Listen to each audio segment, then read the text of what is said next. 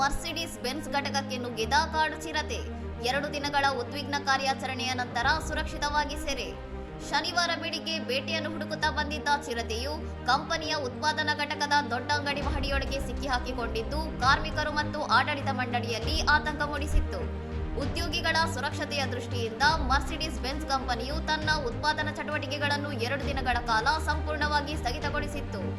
ಅರಣ್ಯ ಇಲಾಖೆ, ಪೊಲೀಸರು, RESQ ಚಾರಿಟೇಬಲ್ ಟ್ರಸ್ಟ್ ಮತ್ತು ವನ್ಯಜೀವಿ SOS ತಂಡಗಳು ಜಂಟಿಯಾಗಿ ನಡೆಸಿದ ತೀವ್ರ ಶೋಧದ ನಂತರ ಸೋಮವಾರ ಚಿರತೆಯನ್ನು ಯಶಸ್ವಿಯಾಗಿ ಬೋನಿನೊಳಗೆ ಸೆರೆಹಿಡಿಯಲಾಯಿತು.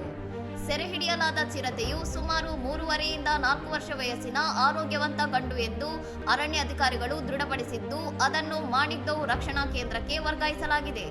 ಚಕನ್ ಕೈಗಾರಿಕಾ ಪ್ರದೇಶದಲ್ಲಿ ಇತ್ತೀಚಿನ ವಾರಗಳಲ್ಲಿ ವನ್ಯಜೀವಿಗಳ ಚಲನವಲನ ಹೆಚ್ಚುತ್ತಿರುವುದು ಸ್ಥಳೀಯ ನಿವಾಸಿಗಳು ಮತ್ತು ಕೈಗಾರಿಕಾ ವಲಯದಲ್ಲಿ ಕಳವಳಕ್ಕೆ ಕಾರಣವಾಗಿದೆ. ಇನ್ನಷ್ಟು ಸುದ್ದಿಗಳಿಗಾಗಿ ನೋಡ್ತಾ ಇರಿ ಸೌರಂ ಟಿವಿ.